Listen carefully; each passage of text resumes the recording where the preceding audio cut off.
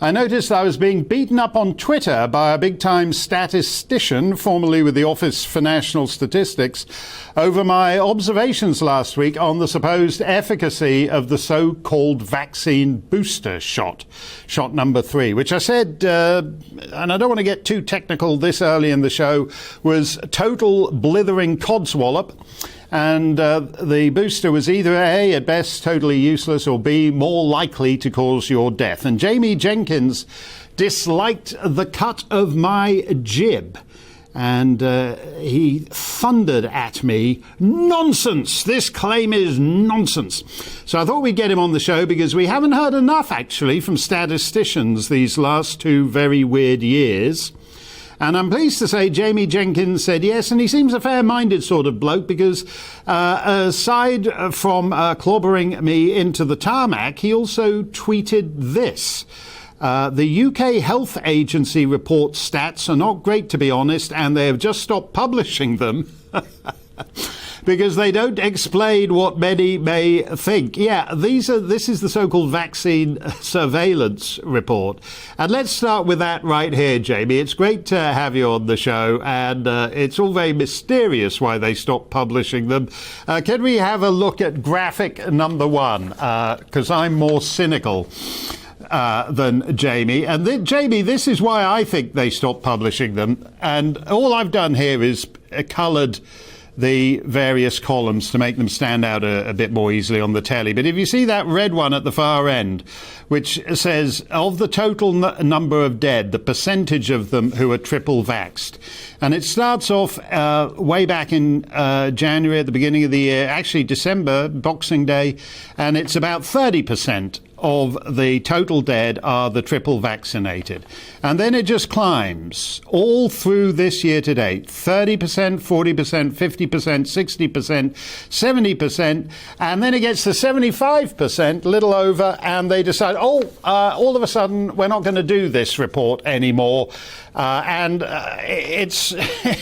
Would it be an unfair inference, JB, to say that one reason they don't want to do it anymore is because that 75.3% figure has now upticked over 80%, and therefore simpletons like me will be making far too much of it? In other words, that they took a political decision that they didn't want people to know there were over 80% of the COVID dead are the triple vaccinated.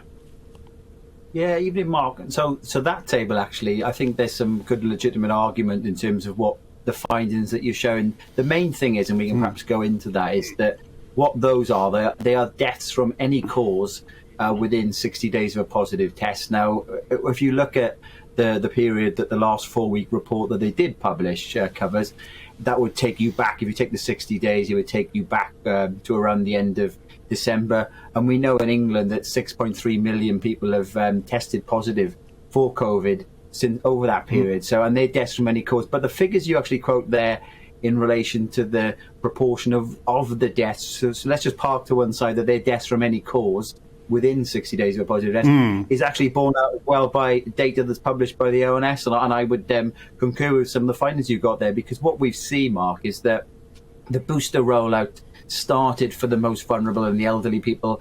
And remember now, the vast majority of people who die from any cause obviously are over the age of 80. Over half the deaths are people over the age of 80. They started getting the booster around week 37.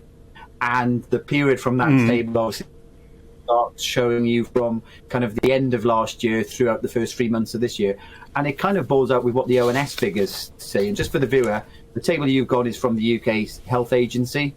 And the ONS is the separate body, which is the official government statistics that looks at death certificates rather than deaths within 28 days of a positive test. And there's a similar story. And in part, Mark, what it is showing is what the vaccine companies themselves have admitted, is that after around 90 days, the vaccine starts waning.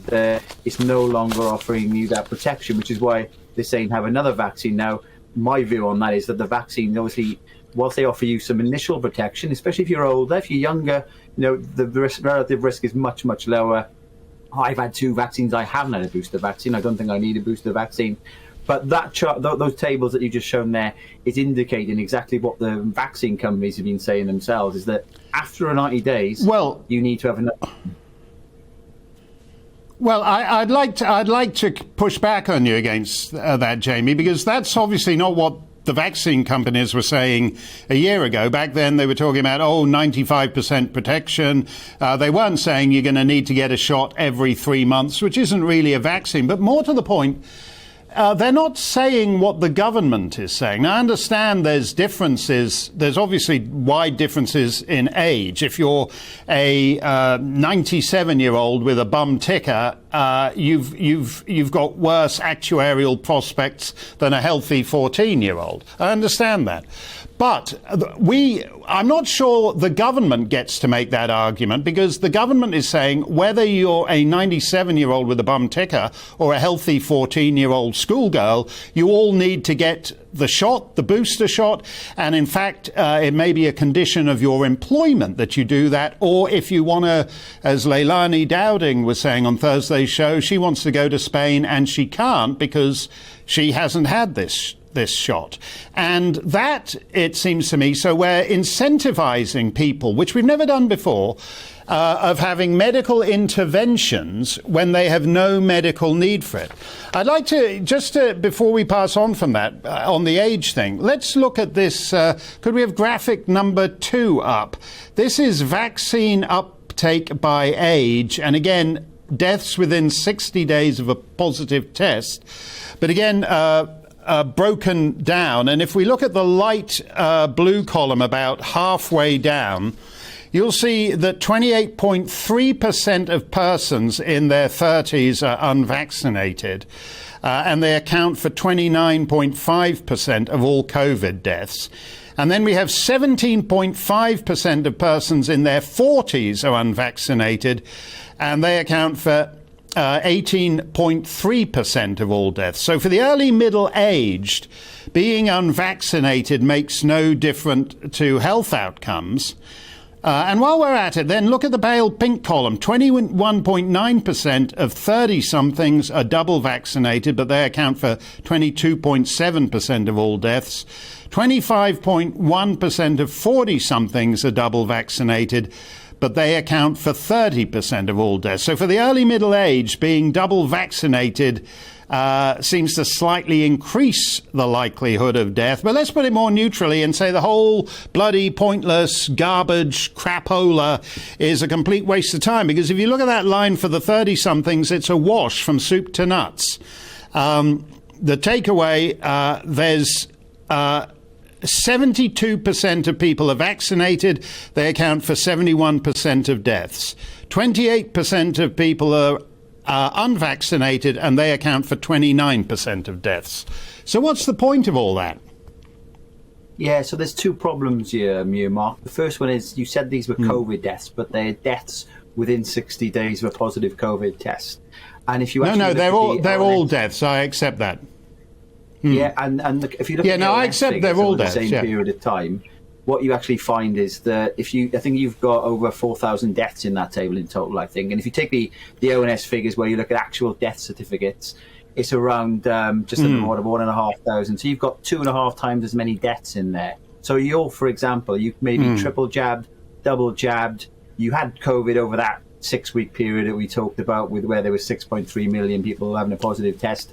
You could have got punched in a nightclub, sadly died, and you'd be in that table. You could have fallen off a cliff, you'd been in that table. So it's best that's why I've been saying for a while they should stop publishing these deaths within 28 days of a positive test or 60 days of a positive test, because they don't fully reflect now the COVID figures and the COVID deaths. Well, wait a minute, though, because essentially you keep, and I understand this, you used to work for the ONS, which is a branch of the government, just as the Health Security Agency is a branch of the government. So I don't understand why they would have contradictory statistics. But the other point is we're talking about, we're not talking about COVID deaths. We're talking, as I think the label on it says, vaccine update by age, deaths within 60 days of a positive test. So it's all deaths. But the interesting thing to me is that as I go back to my basic point, it's a wash. There's 72% of vaccinated people to one degree or another, and they account for 71% of deaths in that age cohort, and there's 28% unvaccinated, and they account for 29% of all deaths. So, in other words, being unvaccinated seems like a rational choice? Well, if you, I think one of the things I sent to your producer, I think it was the second table that I sent through to them. What that does in the same report is it looks at the unvaccinated and the vaccinated population there. And you can see in the final column, whilst we talk about the limitations there of kind of deaths within 60 days of a positive test, this is from the same report that the other figures come from. And they do break it down. Now, the interesting thing on the first column, I'll just talk about that actually, is that what it's kind of showing is the rates among the population per 100,000 people who are testing positive for COVID. And you can see quite clearly there that unvaccinated people, far less likely, they've even put it as a slightly lighter colour, and they put some caveats in terms of what you shouldn't do to compare. The reason for that, Mark, is that there is sometimes some biases in regards to the testing, because unvaccinated people are less likely to come forward. But all the data from the ONS clearly shows as well, Mark, that if you've had a booster and you've had it more than 90 days ago, there's absolutely no difference in the likelihood of you testing positive for COVID compared to if you're unvaccinated or you've had 3 vaccines. And Boris Johnson was saying at Christmas time, have the booster, stop infecting people, stop yourself from being infected. So that's that side of the table. If you take the far end of the table and just look at the deaths within 60 days, you can see that the unvaccinated rate is slightly higher than the triple boosted rate. But the more important thing I would say here now, Mark, is it's nowhere near as vast as what it was many, many months ago. I remember calling out people who were saying that you were 32 times more likely to die if you were unvaccinated than if you were compared to people who were vaccinated. That was absolute nonsense at the time as well, and even the ONS had to come back and retract what they'd said there. But if you look at the final table, you are slightly more likely to die, but it's not massively different now, and that's an important thing, because the vast majority of the population have had 2 doses of the vaccine or 3 doses, some of the boosters, about 50% overall, but the most of the population have caught COVID. And I think, go on. Let me come back. Let me again come back on that, because again they've folded in all the vaccinated categories here, and I was trying to talk about the uselessness of the booster shot, which, as you said, you haven't had. You're not a vax denier. You've had the first 2. I would be interested, and we'll certainly have you back on the show, because I would love to see it. I've tried, but I'm not a statistician of any kind. I've tried to find any statistical proof that the booster shot, which is a condition of going into a cafe in France and having a cafe au lait, I can't find any statistical evidence that the booster shot actually does anything for you. But I'd like to put up something from your department, because you've been talking about the Office for National Statistics. This is graphic number 3, and I like this one.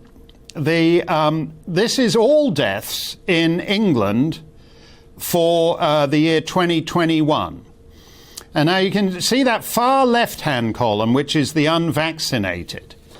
And then all the other columns are people who are vaccinated to one degree or another. And if you add that column up, I take it, can do all the big numbers in your head because you're a statistician. But I think that column in the far left adds up to about 125,000. Now, at the end of last year, by Boxing Day, the unvaccinated accounted for about a third of the population of England. So I don't, and obviously at the beginning of the year, in January 2021, they were basically 100% of the population of England. So I don't understand why, compared with all the vaccine dead, the unvaccinated seem to have an extremely healthy outcome for the year. In other words, they seem to die in lower proportions than the vaccinated do for 2021. Why would that be? Well, yeah, well, that's pretty obvious in the fact that I think you said a third were unvaccinated on Boxing Day. I think, I'm not sure off the top of my head, I've got so many numbers from following the COVID stats, but I thought it was a lot lower than that, closer to 10%, but we have to go away and check that. I just want to be clear about that, because there's something like 60 million, according to the Health Security Agency, there's 60 million of which the total vaccinated are 40 something million. So there's one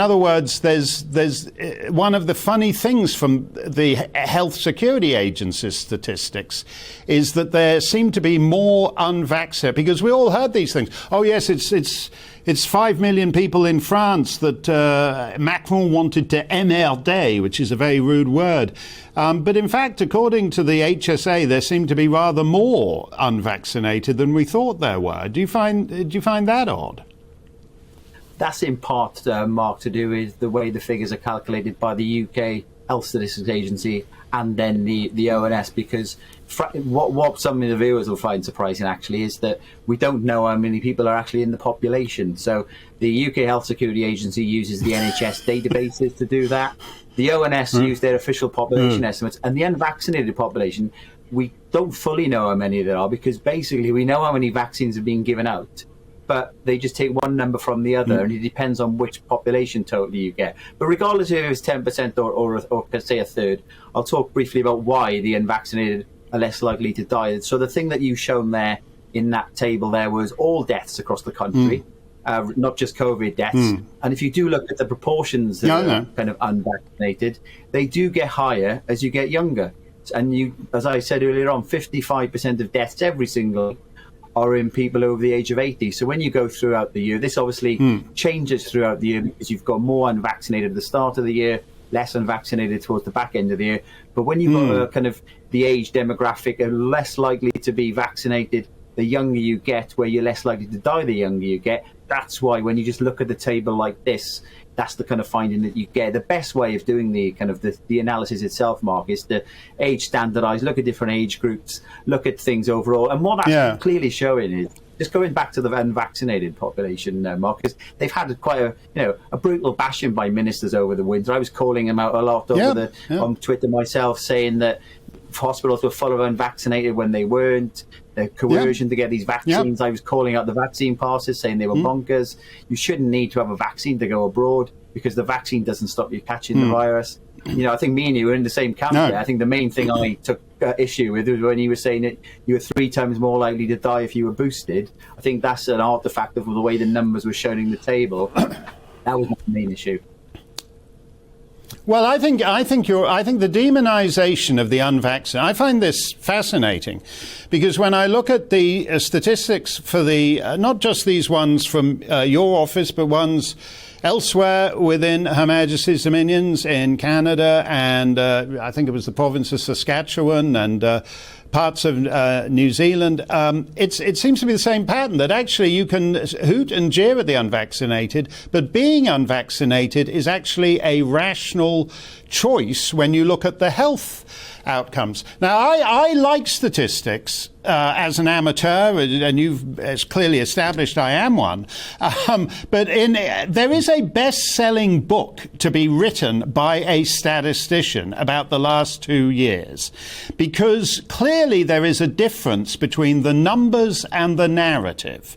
So when you look at Boris Johnson saying you need to get that booster shot, when you look at people saying, no, if you want to come and work for this company, you need to have the booster shot. No, if you want to visit your holiday house in the south of France, you need the booster shot. I can see no justification for that, and I would be very interested to see if you can, if you with your contacts can come up with any kind of statistical basis arguing that this booster shot was worth bothering with in the first place, because I can't. We would love to have you back to talk about this some more, because I feel this whole thing, as I said, we have a disagreement. But you don't disagree that the narrative, the narrative has been strange, and the numbers do not quite support that narrative. We disagree what the on what the actual explanation would be, but the rah-rah Chris Whitty, Professor Pants Down version of events is not supported by these numbers. No, and I agree. I think that's where we are in agreement. I throughout on my Twitter throughout the last year was saying that calling out Sage's modelling, some of it was absolute nonsense in terms of the number of deaths they were predicting. The vaccine, the reasons you've given for why some people have to take a vaccine. Remember, they closed the nightclubs unless you had a vaccine, and then they closed the nightclubs because COVID. They stopped you going to nightclubs if you didn't have a vaccine, and then they closed them when the vaccine passes didn't work. You're spot on there. The narrative about vaccine. If you're vulnerable, if you're elderly, I would say if you look at the data, it does clearly show that it offers you that protection against death, but it's very temporary. You can see that's why the government are now saying you need another vaccine. You're right. We weren't told a year ago you're going to need a 4th dose, then a 5th dose. Thankfully, I think partly to do with Partygate with Boris in Parliament, that he's had to back down to the backbenchers. He's rowed back on not bringing in the vaccine pass. If you haven't had a booster, then the 4th dose. That seems to be a thing of the past, Mark, which is a good thing. We just now need countries like Spain to start following suit, because putting vaccine mandates for you to go on holiday, absolute nonsense. Welcome to the GB News YouTube channel. You can watch us live 24 hours a day, catch up on your favourite shows, and join in the conversation in the comments below. Don't forget to subscribe and you'll never miss any of our exclusive content.